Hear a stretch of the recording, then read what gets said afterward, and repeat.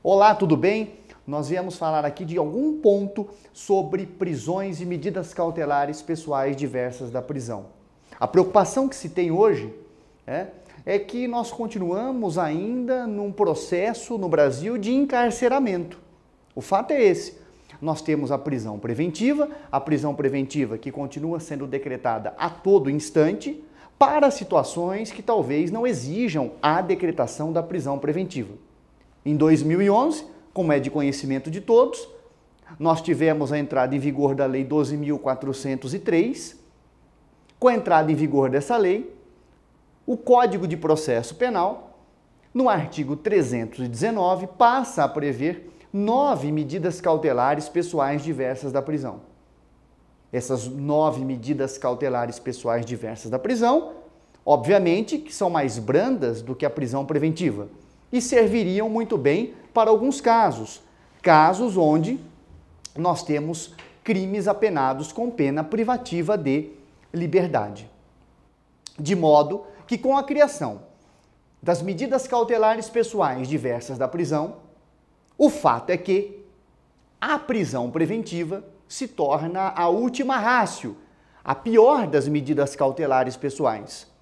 De modo que o judiciário brasileiro, para decretar uma prisão preventiva, atualmente, só poderia fazê-lo desde que justificasse, fundamentasse que não eram cabíveis as medidas cautelares diversas da prisão naquele caso. E, obviamente, pelo princípio da motivação das decisões judiciais, previsto no artigo 93, inciso 9 da Constituição Federal, se requer do Poder Judiciário que ele se manifeste expressamente porque seria incabível as 9 medidas cautelares pessoais diversas da prisão em determinados casos e só poderia ser decretada a prisão preventiva em determinados casos.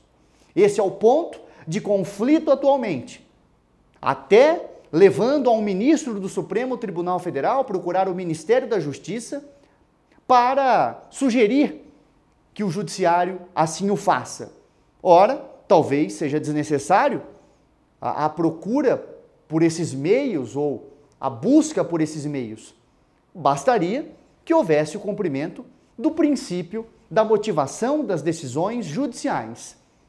E com isto, nós só decretaríamos a prisão preventiva como a última forma, o encarceramento cautelar como a última forma.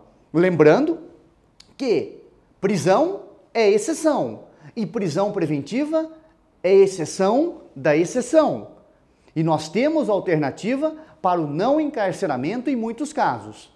E se quer que no Brasil se aplique isto como medida corriqueira e não apenas como hipótese excepcional. As medidas cautelares diversas da prisão, que via de regra deveriam ser aplicadas, continuam sendo medidas excepcionais.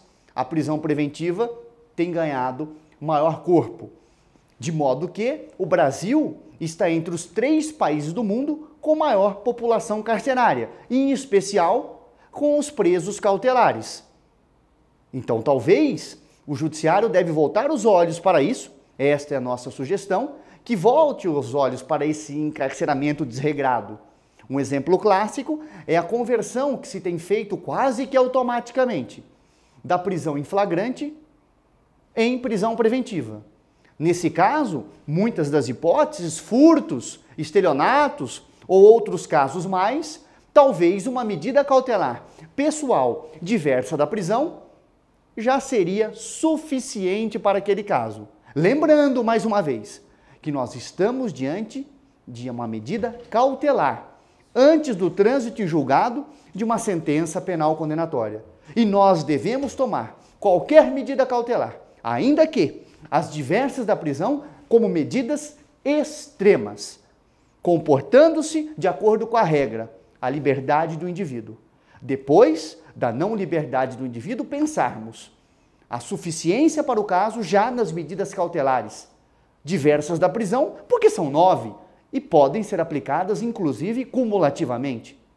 E só depois disso, diante do fato das 9 medidas cautelares diversas da prisão se mostrarem insuficientes para o caso, a partir de uma decisão devidamente fundamentada, é que nós poderíamos falar na decretação da prisão preventiva. Esta prisão preventiva, que ainda assim, decretada, deveria ser revista de tempos em tempos pelo Poder Judiciário. Porque, repita-se, é medida extrema. E nós temos outras alternativas, 9 outras alternativas, que são as medidas cautelares pessoais diversas da prisão. Então essa é a dica de agora, que nós passamos para você que tem atuado na área penal, na área do processo penal. Fique atento nos seus pedidos de habeas corpus. Será que nós poderíamos já pedir em liminar de habeas corpus, ao menos, a substituição da prisão preventiva por uma ou por várias medidas cautelares diversas da prisão? Essa é a interrogação que fica. Outra interrogação, será que o Poder Judiciário, ao decretar uma prisão preventiva, tem cumprido o princípio constitucional da motivação das decisões judiciais? Ao dizer apenas então somente que não é caso das medidas cautelares pessoais diversas da prisão, sem mostrar por que não é o caso, será que nós estaríamos contemplando o princípio constitucional previsto no artigo 93, inciso 9? Essas são as indagações. Essa é a reflexão para agora. Eu agradeço a atenção de vocês. Desejo a todos bons estudos, bom trabalho e até a próxima. Um grande abraço do professor Rogério Cury. Venha para a TAMI. Assista a aula aqui conosco nos cursos de pós-graduação. Esses e outros debates são travados em sala de aula. Venha para o curso de pós-graduação que mais cresce no país.